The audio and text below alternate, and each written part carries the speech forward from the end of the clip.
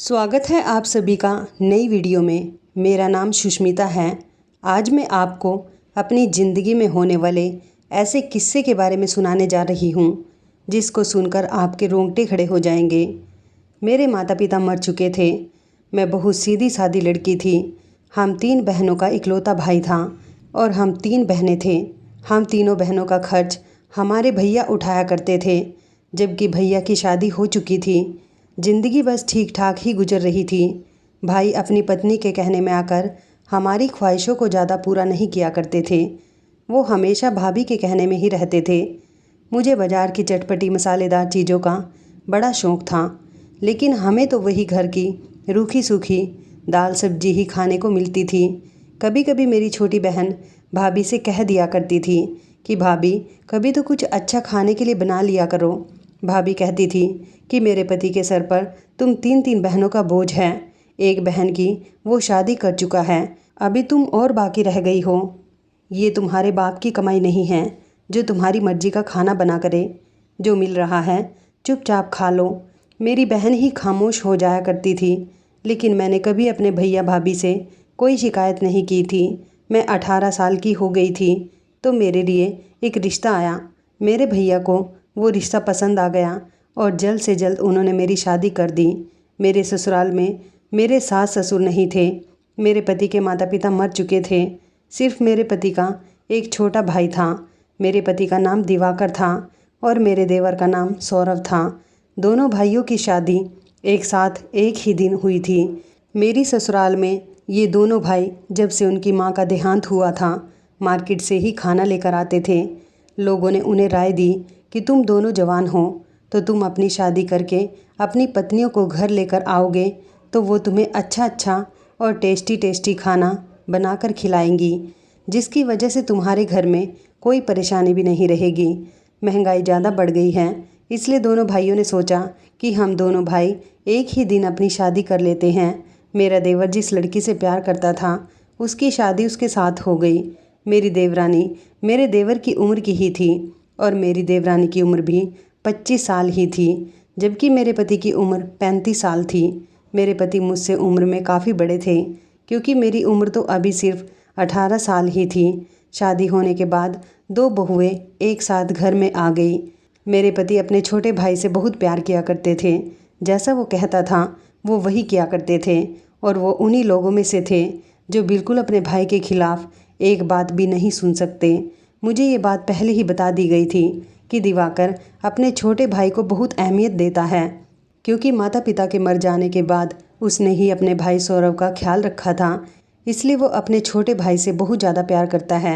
मुझे इस बात से कोई दिक्कत नहीं थी, क्योंकि दोनों भाइयों में प्यार होना बहुत अच्छी बात थी, क्योंकि बहन भाइयों में आपस में प्यार होना बहुत ज़रूरी होता है। मेरी बहन की शादी एक भरे पूरे ससुराल में हुई थी। उसके ससुराल में सास ससुर और जेठ देवर और कुंवारी ननद भी मौजूद थी। इतने बड़े परिवार का खाना मेरी बहन अकेली ही बनाती थी और सारा काम खुद ही करती थी। मेरी शादी पर मेरी बहन मुझसे कह रही थी कि तुम तो बहुत खुश नसीब हो जिसे इतनी अच्छी ससुराल मिली है। तुम्हारे ससुराल में सिर्फ तुम्हारे देवर और पति के अलावा कोई नहीं है। तुम्हारी ज़िंदगी मेरी तरह तो नहीं गुजरेगी, बल्कि बहुत अच्छी और खुशी खुशी गुजरेगी। मेरी शादी तो भैया ने इतने बड़े परिवार में कर दी है, जहाँ पर मैं तंग आ गई हूँ। मैं भी इस बात को दिमाग से सोचती थी तो अपने आप को खुश नसीब समझती थी और सोचती थी कि मेरी बहन बिल्कुल ठीक कह रही है। शादी के 10 दिन तक तो ज़िंदगी बहुत अच्छी गुजर रही थी, लेकिन मेरी देवरानी बहुत चालाक थी। जबकि मैं उसकी जेठानी थी, मुझे उस पर हुक्म चलाना चाहिए था, लेकिन वो तो उल्टा मुझ पर ही हुक्म चलाती थी। मेरी छोटी छोटी गलतियों को पकड़ती थी। वो बड़ी अजीब सी थी। उसने मुझे हर तरह से तंग करना शुरू कर दिया था। मेरा देवर भी अपनी पत्नी का ही साथ दिया करता था। उसकी पत्नी सारा सारा दिन आराम करती थी और मैं घर का काम किया करती थी। मैं चाहकर भी अपनी देवरानी से कुछ नहीं कह सकती थी, क्योंकि मुझे पता था कि मेरे यहाँ पर ज़्यादा बोलने से मेरे पति को या फिर मेरे देवर को मेरी किसी बात पर यकीन नहीं आएगा। मेरी देवरानी इतनी चालाक थी कि अपने पति और जेठ के घर आते ही घर के कामों में लग जाती थी और उनके पीछे एक काम को हाथ नहीं लगाती थी। मेरी देवरानी उम्र में मुझसे ज़्यादा बड़ी थी, इसलिए मेरे साथ इतनी चालाकी दिखाती थी। वो मेरे साथ बिल्कुल मेरी सास बनना चाहती थी। मुझे लगता था कि अगर मेरी सास जिंदा होती तो शायद इसके जैसे ही मेरे ऊपर हुक्म चलाती, लेकिन मैंने देख लिया था कि मेरा देवर भी कुछ कम नहीं है। वो अपनी पत्नी को जब काम करते हुए देखता है तो मुझे डांटता है, भाभी आपको शर्म नहीं आती? मेरी पत्नी से घर का इतना सारा काम करवाते हुए आप बड़ी हो, घर के सारे काम करने की जिम्मेदारी आपकी है। मैं जब भी घर में आता हूँ मुझे मेरी पत्नी ही काम करती हुई दिखाई देती है। आप भी कुछ करती हो या नहीं? मैं अपने देवर से कुछ नहीं कह सकती थी, क्योंकि अगर मेरे कुछ कहने पर उसने मेरे पति से शिकायत कर दी तो वो मुझसे नाराज़ हो जाएंगे। बस इसी बात का ख्याल करते हुए मैं अपने देवर को पलटकर कभी भी जवाब नहीं देती थी। मेरे पति का काम तो ऐसा था कि वो ज़्यादातर घर से बाहर रहते थे। जब वो काम से घर वापस लौटते थे तो कभी कभी मैं उनसे अपनी देवरानी के बारे में कोई बात कह भी देती थी, तो वो मुझे बहुत बातें सुनाते थे कि पहले ही मैं थक हार कर घर आया हूँ और घर आकर तुम्हारी भी बातें सुनूं। अब मैंने अपने पति से इस बारे में कोई बात करनी ही छोड़ दी थी।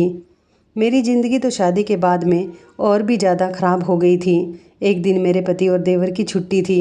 मेरी देवरानी लगातार मेरे साथ काम में हाथ बटा रही थी। दोनों भाई किसी काम से बाहर गए हुए थे। मेरी देवरानी स्टोर रूम की सफाई करने के लिए चली गई थी और मैं अपने कमरे की सफाई कर रही थी। लेकिन मेरी देवरानी को सफाई करते हुए आधा घंटा हो गया था। वो अभी तक स्टोर रूम से बाहर नहीं आई थी।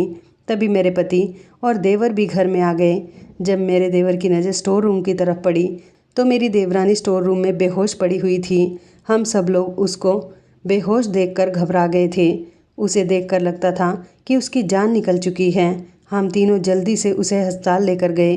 डॉक्टर ने कहा, आप तो पहले ही इन्हें मार कर ला चुके हो। यहाँ आने से पहले ही ये मर चुकी है। हम उन्हें नहीं बचा सके। पता चला कि मेरी देवरानी को करंट लग गया था, इस वजह से उसकी मौत हो गई।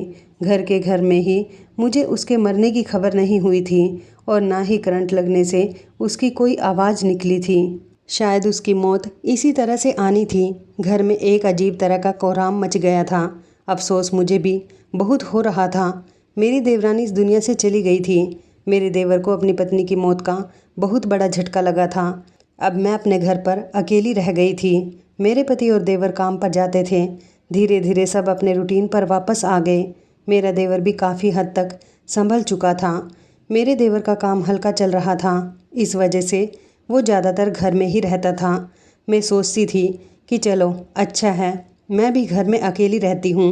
मुझे अकेले घर में डर लगता था, क्योंकि जब से मेरी शादी हुई थी मेरी देवरानी मेरे साथ घर में होती थी। अब जब से उसकी मौत हुई है तो मुझे अकेला घर काट खाने को दौड़ता है। मेरा देवर काफ़ी टाइम से अपने काम पर नहीं जा रहा था। कभी कभी किसी दिन 1-2 घंटे के लिए चला जाता था। एक दिन मैं किचन में खड़ी हुई खाना बना रही थी। तभी मुझे अचानक ऐसा लगा जैसे मेरे पीछे कोई खड़ा हुआ है। जब मैंने पलट कर देखा तो वो मेरा देवर था। मैंने कहा, हाँ बोलो सौरभ, क्या तुम्हें कुछ चाहिए? कोई काम है तो बताओ। तो उसने मेरी तरफ जूस का गिलास बढ़ाया और कहने लगा, भाभी आप कितनी देर से काम कर रही हो? मैं आपको देख रहा हूँ। मैं आपके लिए बाज़ार से जाकर मौसमी का जूस लेकर आया हूँ। जिस दिन से मेरी पत्नी मरी है सारे काम का लोड आपके ऊपर आ गया है। मेरी पत्नी तो इस दुनिया से जा चुकी है। मैं नहीं चाहता इस घर का काम करते करते आप भी इस दुनिया से चली जाओ। भाभी आप अपना ख्याल रखा करो। आप पर तो अब धीरे धीरे जवानी चढ़ रही है। अब तो आप और भी ज़्यादा खूबसूरत होती चली जा रही हो, लेकिन आपकी खूबसूरती को इस घर के कामों ने दबा कर रखा हुआ है। लो ये जूस पी लो। मुझे बड़ी हैरत हो रही थी अपने देवर की बातों पर। ये किस तरह की बातें कर रहा था, और हैरानी इस बात पर भी हो रही थी कि मेरे देवर को मेरा इतना ख्याल कब से होने लगा। वो मेरे लिए खुद जाकर बाज़ार से मौसमी का जूस लेकर आया है। प्यास तो मुझे सच में बहुत लग रही थी, क्योंकि बहुत ज़्यादा गर्मी हो रही थी और मैं अपने अंदर कुछ कमज़ोरी भी महसूस करने लगी थी। मैंने जूस के गिलास की तरफ देखा तो मेरा मन उसको पीने का कर रहा था। मैंने अपना हाथ बढ़ाकर जूस का गिलास ले लिया और पी लिया और अपने देवर को थैंक यू बोला। मैंने सोचा कि मेरे देवर को उसकी पत्नी मेरे खिलाफ़ कितना भड़काती होगी, इसलिए तो वो पहले मुझे ज़्यादा पसंद नहीं करता था। आखिर मैं भी तो इंसान हूँ, मैं भी सारे घर का काम करती हूँ और थक जाती हूँ। अब जब मेरा देवर अपनी पत्नी के ना होने पर मुझे सारे घर का काम करता हुआ देखता होगा तो उसे ज़रूर मुझ पर तरस आता होगा। मुझे लगा कि शायद इसी बात से मेरे देवर का दिल नरम पड़ गया होगा, क्योंकि उसकी पत्नी भी घर की सफाई करने की वजह से ही इस दुनिया से चली गई थी। वो अपनी पत्नी से बहुत ज़्यादा प्यार किया करता था और उसकी तरफ से बहुत ज़्यादा रोमांटिक था। मेरे देवर और देवरानी की पसंद की शादी हुई थी। शायद अब उसे रह रहकर अपनी पत्नी का ख्याल आता होगा। मेरी देवरानी घर से क्या चली गई थी। घर में अभी तक कोई अच्छा खाना नहीं बन रहा था और घर में अभी तक शौक का माहौल बना हुआ था। मैंने गलती से अपने मोबाइल में गाने बजा लिए तो मेरा पति मुझसे झगड़ा करने लगे, जबकि मेरी देवरानी की मौत को अब 15 दिन हो चुके थे। आखिर कब तक ये लोग घर में मौत होने का शौक मनाते रहते। अपने पति की बातें सुनकर मैं भी खामोश हो गई और मैंने उनसे माफ़ी मांग ली। मैंने कहा, माफ़ कर दो, मैं बोर हो रही थी इसलिए मोबाइल में गाने बजा लिए। मेरे पति ने कहा कि तुम्हें क्या पता मेरे भाई पर उसकी पत्नी के मरने से क्या बीत रही होगी। वो हम दोनों को एक साथ देखता होगा तो उसे अपनी पत्नी की कितनी याद आती होगी। एक दिन शाम के टाइम मेरा देवर मेरे लिए चाउमीन लेकर आया। इस तरह की चीज़ वो अपनी पत्नी को घर से बाहर ले जाकर खिलाया करता था। वो दोनों पति पत्नी तो बाहर जाकर खूब मज़े की चीज़ें खाकर आते थे, लेकिन कभी भी मेरे पति मुझे घर से बाहर इस तरह की चीज़ें खिलाने के लिए लेकर नहीं गए थे और ना ही कभी घर पर लेकर आए थे। और वो दोनों एक दूसरे के साथ बहुत खुश रहते थे। अपने कमरे में बैठकर खूब हंसी मजाक की बातें करते थे और मैं उनकी हंसी मजाक की बातें सुन सुनकर अपने दिल को समझाती रहती थी, क्योंकि मेरे पति तो मुझसे ढंग से बात तक नहीं किया करते थे। मैंने अपने देवर से कहा, तुम्हें अपनी पत्नी की याद आ रही है इसलिए तुम अपनी पत्नी की फेवरेट चीज़ घर में लेकर आए हो। वो कहने लगा, नहीं भाभी, ये मैं आपके लिए लेकर आया हूँ। आपने ऐसी चीज़ें नहीं खाई है ना, और इस बारे में आपको भैया को बिल्कुल भी बताने की कोई ज़रूरत नहीं। उनके आने से पहले ही आप इस चाउमीन को ख़त्म कर लेना। मैंने कहा, लेकिन अगर इस बारे में मेरे पति को पता चल गया तो। मेरे देवर ने कहा, नहीं भाभी, उन्हें कैसे पता चलेगा। आप जल्दी से चाउमीन ख़त्म करके इसका पैकेट डस्टबिन में डाल देना। और वैसे भी भैया को आपका कोई ख्याल ही नहीं है। ये बात तो ठीक थी, मेरे पति को मेरा कोई ख्याल ही नहीं था। मैंने मज़े से चाउमीन खाई और उसके बाद मुझे बड़ी गहरी नींद आ गई। चाउमीन बहुत ही टेस्टी थी।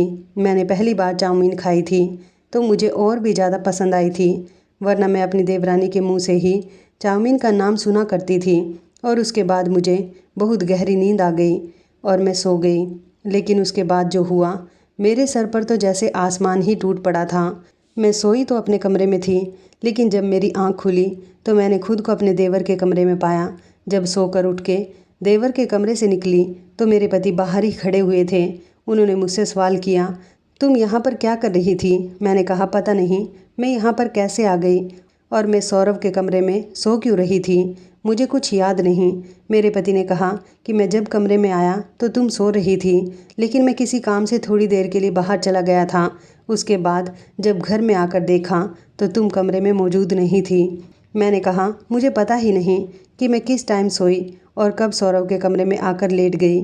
मेरे पति ने कहा, ऐसे कैसे हो सकता है कि तुम्हें कुछ पता ही नहीं चला। ऐसी अजीब अजीब हरकत मत किया करो। तुम खुद चलकर ही सौरव के कमरे में गई होगी और तुम्हें पता ही नहीं कि तुम किस वक्त उसके कमरे में चली गई और जाकर सो गई। मेरे देवर ने कहा कि जब मैं अपने कमरे में आया तो भाभी मेरे कमरे में लेटी हुई सो रही थी। मैं भाभी को देखकर चुपचाप बाहर आ गया था और आंगन में लेट गया, लेकिन मुझे कुछ समझ नहीं आ रहा था कि ये सब कुछ क्या हो रहा है और मैं किस तरह से अपने देवर के कमरे में चली गई। मेरे देवर ने मेरे पति से कहा कि कोई बात नहीं भैया, भाभी गलती से मेरे कमरे में आ गई होंगी, आप भाभी को डांट क्यों रहे हो, कोई इतनी बड़ी बात नहीं है, घर से बाहर तो नहीं गई, मेरे कमरे तक ही तो आई है। देवर ने मेरे पति को चुप करवा दिया। मेरे पति ने भी कहा कि ठीक है, आइंदा ऐसी गलती मत करना। सारा दिन मैं यही सोचती रही थी, मैं अपने कमरे में सोई और देवर के कमरे में मेरी आँख क्यों खुली, ये सब कुछ क्या हो रहा था। सोच सोच कर परेशान हो गई थी। मैं बहुत सीधी थी और छोटी छोटी बातों पर कभी ध्यान नहीं दिया करती थी, लेकिन जब से ससुराल आई थी और छोटी से छोटी और बड़ी से बड़ी बात का ख्याल रखना पड़ता था। मेरी देवरानी की जब से मौत हुई थी, घर पर कोई ना कोई आता जाता रहता था। एक दिन मेरे पति की बुआ हमारे घर पर रुकने के लिए आई थी।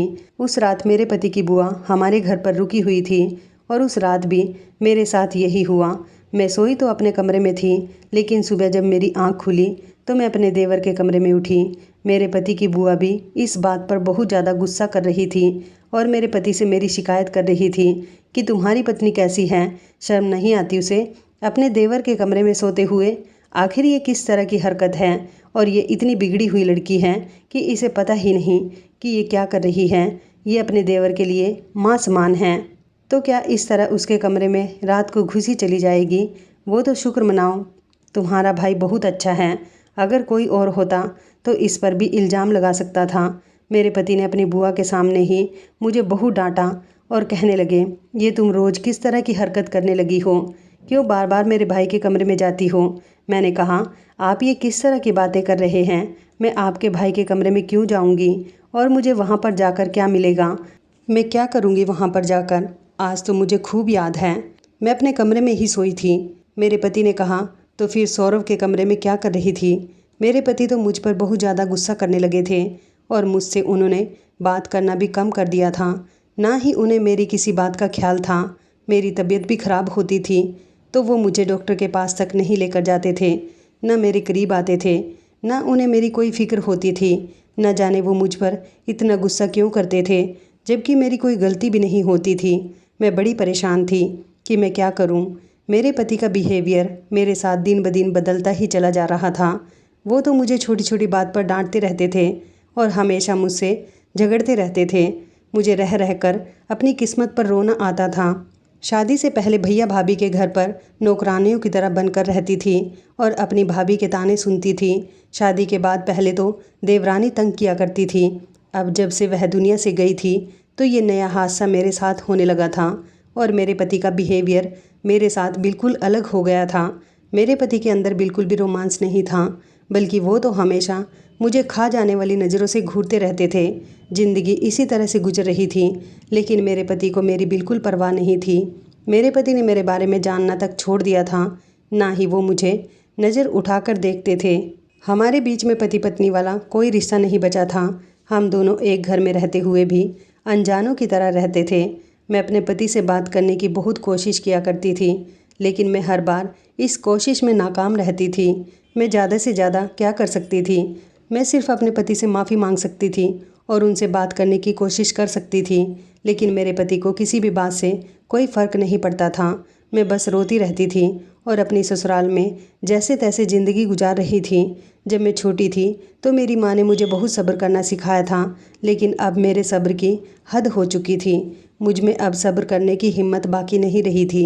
मैं फिर भी सब्र करने की कोशिश करती थी। बहुत ध्यान से हर काम करती थी कि कहीं ऐसा ना हो जाए मेरा पति मुझे फिर से गलत समझने लगे। जिन लड़कियों में शर्म होती है वो खुद ही गलत कामों से पीछे हट जाती हैं, लेकिन पति का काम होता है कि वो आगे बढ़े और अपना दिल बड़ा करे। मेरे पति को तो न जाने क्या हो गया था कि उन्हें मेरी शक्ल ही बुरी लगती थी। जब मेरी देवरानी जिंदा थी मेरे पति ऐसे नहीं थे जैसे अब हो गए हैं। मेरे पति पहले के मुकाबले बिल्कुल बदल चुके हैं। पहले तो थोड़ा बहुत प्यार मोहब्बत की बातें कर लिया करते थे, लेकिन अब तो वो मुझसे बात करना तक भूल गए थे। कम से कम मेरे साथ बैठकर खाना खा लिया करते थे और मुझसे एक दो बातें कर लिया करते थे, लेकिन अब तो वो सब कुछ ही भूल गए थे। लेकिन मेरा देवर इन दिनों मेरा बहुत ख्याल रख रहा था। वो मेरा ख्याल रखता था तो मुझे बहुत अच्छा लगता था। मेरे पति की बुआ के सामने भी मेरी खूब बेइज्जती हुई थी। वो भी मुझे बुरा भला कहकर चली गई थी। मेरा देवर रोज़ शाम को मेरे लिए कोई ना कोई खाने पीने की चीज़ लेकर आता था। कभी चाउमीन, बर्गर तो कभी मोमोज़ लाता था। मुझे उसकी लाई हुई ये चीज़ें बहुत पसंद आती थी, लेकिन मैंने एक बात नोटिस की थी कि जब भी मैं अपने देवर की लाई हुई कोई भी चीज़ खाती थी तो मुझे बहुत ज़्यादा नींद आती थी और उसके बाद मैं अपने देवर के कमरे में मिलती थी और उसके बाद फिर वो आंगन में चारपाई पर सोया करता था। वो कहता था कि मुझे खुले में सोना बहुत अच्छा लगता है, वैसे भी अंदर कमरे में गर्मी लगती है, मैं बाहर ही सो जाया करूँगा। और फिर भाभी जब मेरे कमरे में आ जाती है तो मुझे अच्छा नहीं लगता कमरे के अंदर जाना। मेरे पति ने कहा कि तुम रात को ही अपने कमरे को अंदर से लॉक कर लिया करो, लेकिन मेरे देवर ने कहा कि मेरे कमरे के दरवाजे का लॉक ख़राब हो गया है। फिर मेरे पति ने यह बात अपने दोस्तों को बताई तो उनके दोस्तों ने उन्हें बताया कि लगता है तुम्हारी पत्नी को नींद में चलने की आदत है या फिर वो किसी दिमागी बीमारी का शिकार हो रही है, क्योंकि तुम्हारे बताने के मुताबिक तुम्हारी पत्नी को याद नहीं रहता कि वो कहाँ पर सोती है। लेकिन यह बीमारी मुझे कब हो गई मुझे तो कुछ पता ही नहीं चला। शादी से पहले मैं अपनी छोटी बहन के साथ कमरे में सोया करती थी।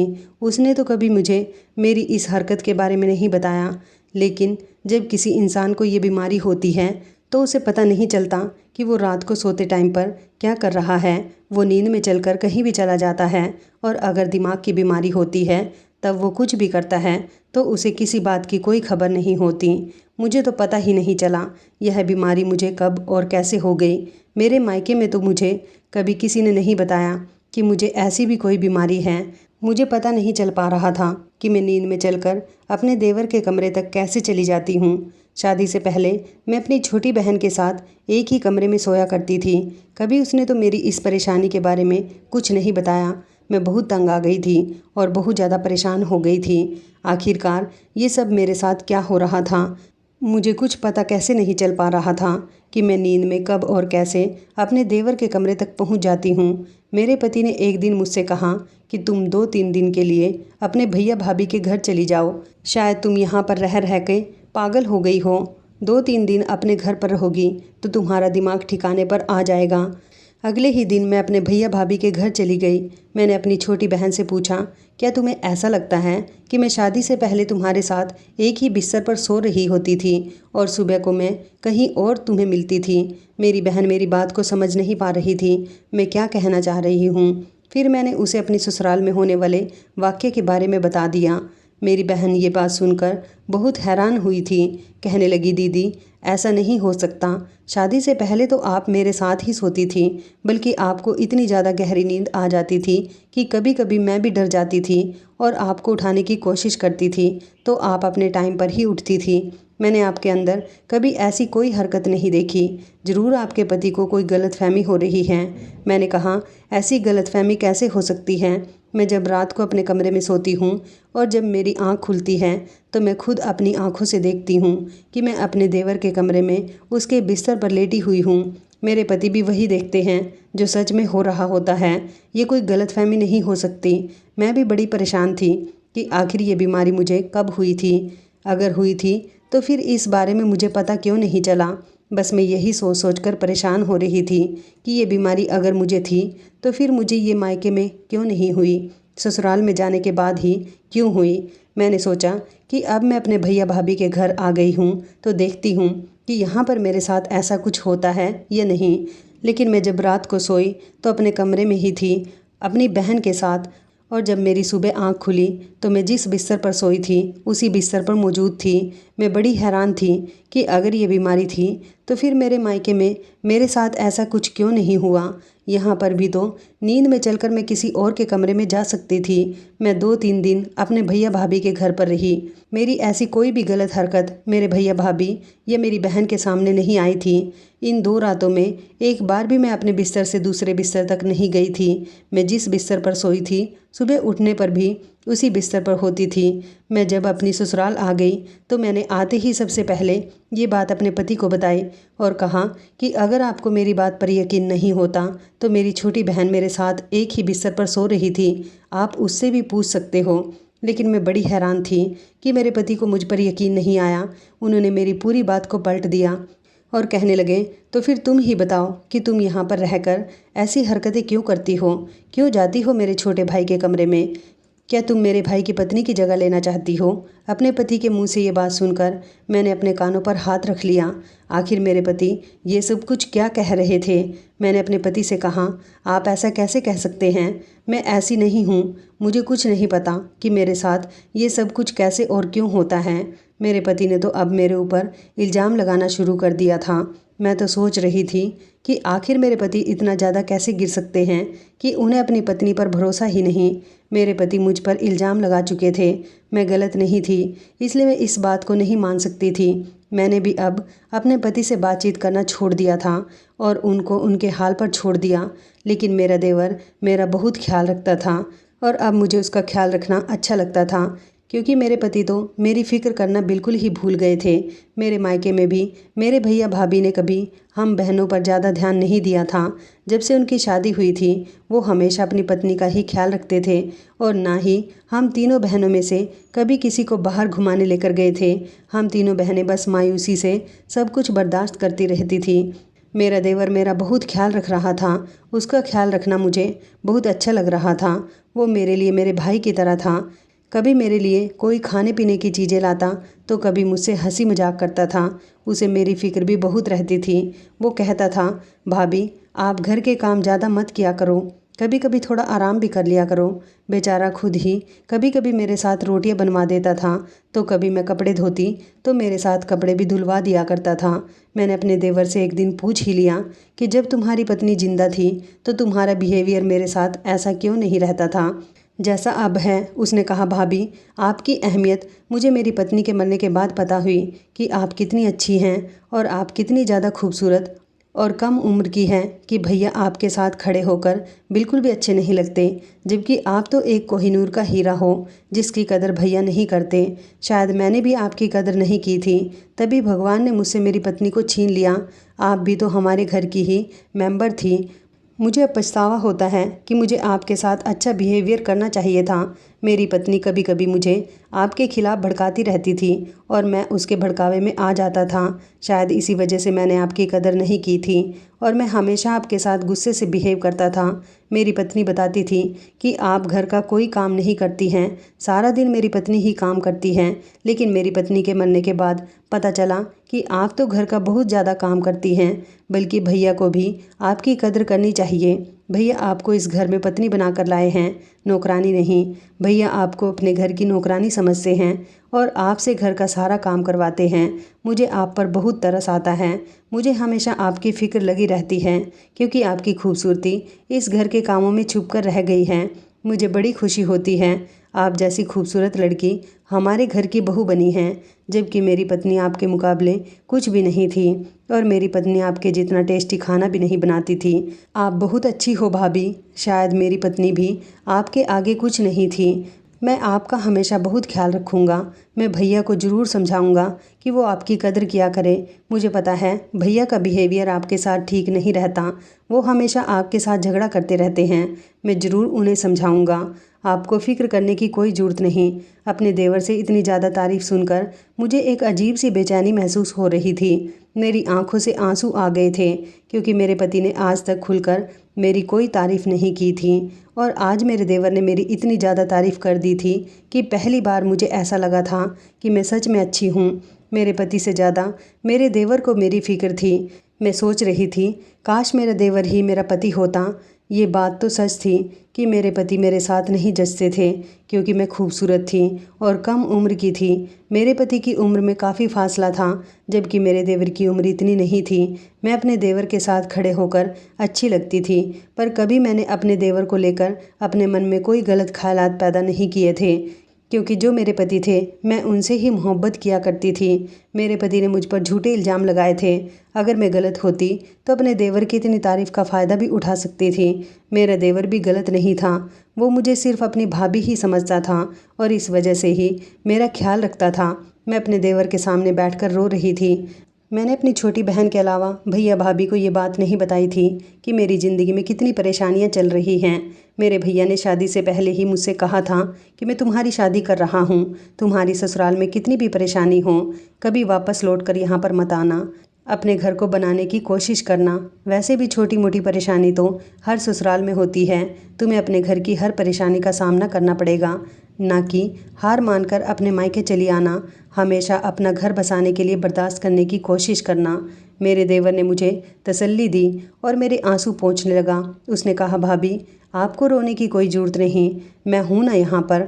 आपको पता है भैया मेरा कितना कहना मानते हैं। मैं भैया को समझाऊँगा तो वो समझ जाएंगे। मैं भैया को समझाने के साथ साथ आपका बहुत ख्याल रखूँगा। आपको टेंशन लेने की कोई ज़रूरत नहीं। अब तो मैं भी अपने देवर का बहुत ज़्यादा ख्याल रखने लगी थी। वो काफ़ी दिनों से अपने काम पर नहीं जा रहा था और जब जाता था तो 1-2 घंटे काम करके घर वापस लौट आता था। मैं उसके लिए उसका फेवरेट खाना बनाकर तैयार कर देती थी और वो लौटते हुए मेरे लिए चाउमीन, मोमोज़ या बर्गर कुछ भी लेकर आ जाता था। उसके बाद मैं चाय बनाती थी और हम दोनों साथ बैठकर चाय पीते थे और खूब हंसी मजाक की बातें भी करते थे। एक दिन मेरे पति घर आए तो कहने लगे, कुछ ज़्यादा ही अपने देवर का ख्याल रखने लगी हो, थोड़ा बहुत ख्याल अपने पति का भी रख लिया करो। मैंने कहा, आप ये किस तरह की घटिया बातें कर रहे हैं? मैं तो आपके भाई का हमेशा ही ख्याल रखती हूँ, आपको तो इस बात पर खुश होना चाहिए। मेरे पति ने कहा, ठीक है, लेकिन थोड़ा ख्याल मेरा भी रख लिया करो। तुम्हें मेरा बिल्कुल ख्याल नहीं। धीरे धीरे दिन गुजरते चले जा रहे थे। मैं बहुत परेशान थी। जो बिहेवियर मेरे देवर का था वो मेरे पति का होना चाहिए था, लेकिन मेरे पति तो मेरे साथ बिल्कुल भी अच्छा बिहेव नहीं करते थे। एक दिन मैं सफाई कर रही थी। सफाई करते करते ही मैं बेहोश हो गई। जब मुझे होश आया तो मेरे करीब डॉक्टर बैठे हुए थे और मेरा चेकअप कर रहे थे। जैसे ही मैं होश में आई और मैंने आंखें खोल कर देखा, डॉक्टर मुझे बधाई देने लगे और कहने लगे कि कांग्रेचुलेशन, आप माँ बनने वाली हो। मैं भी खुश हो गई क्योंकि यह मेरे लिए बहुत खुशी की बात थी। मैं माँ बनने वाली थी। अभी मेरे पति घर पर नहीं थे, लेकिन मेरा देवर इस बात से बहुत खुश हो रहा था और बहुत खुशियाँ मना रहा था। बल्कि वो तो मिठाई का डिब्बा लेकर आ गया था और डॉक्टर को अपने हाथ से खिलाने लगा। मैं भी सोचने लगी कि जब मेरे पति घर आएंगे तो मैं उनको ये खुशखबरी सुना दूंगी, वो भी सुनकर बहुत खुश हो जाएंगे। मेरे देवर ने कहा कि भाभी, अब सब कुछ ठीक हो जाएगा। अगर भगवान ने आपको बेटा दिया तो भैया इस बात से बहुत खुश हो जाएंगे, क्योंकि भैया को लड़के बहुत पसंद हैं। मैं अपने देवर की इस बात पर हल्की सी मुस्कुरा दी थी। वैसे मैं ये खबर सुनने के बाद बहुत ज़्यादा खुश थी। आज पड़ोस की औरतें भी मुझसे मिलने के लिए और बधाई देने के लिए घर पर आ गई थी। हमारे घर में खुशी का माहौल छा गया था। मेरे देवर ने सारे मोहल्ले में मिठाई बंटवा दी थी।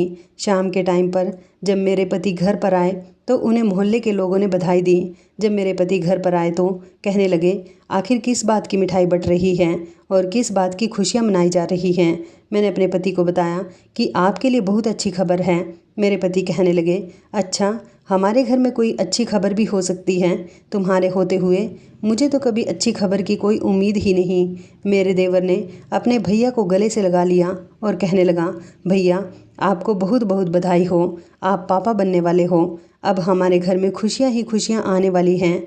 मुझे लगा कि यह बात सुनकर मेरा पति बहुत खुश होगा, लेकिन यह बात सुनकर तो मेरे पति खामोश हो गए और चुपचाप अपने कमरे में चले गए। ये सब देखकर मैं हैरान रह गई थी और अपने पति के पीछे पीछे कमरे के अंदर चली गई।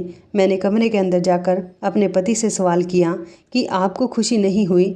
तो वो कहने लगे, अच्छा मजाक कर रहे हो तुम लोग। मैंने कहा, आपके साथ कोई मजाक नहीं हो रहा, ये बात सच है। मेरे पति ने कहा, ऐसा नहीं हो सकता, ऐसी कोई बात नहीं है। मैंने कहा, आपको यकीन नहीं होता तो आप डॉक्टर से पूछ सकते हैं। डॉक्टर खुद मेरा चेकअप करके ये खबर सुना कर गए हैं। आपको इस बात में कोई शक है कि मैं माँ बनने वाली हूँ? मेरे पति ने कहा, तुम झूठ बोल रही हो। वो इस बात से मुकर रहे थे। मेरे पति को इस बात पर यकीन नहीं हो रहा था कि मैं उसके बच्चे की माँ बनने वाली हूँ। मेरे पति का मूड बहुत ज़्यादा ख़राब हो गया था। वो कैसे बेपरवाह हो सकते थे?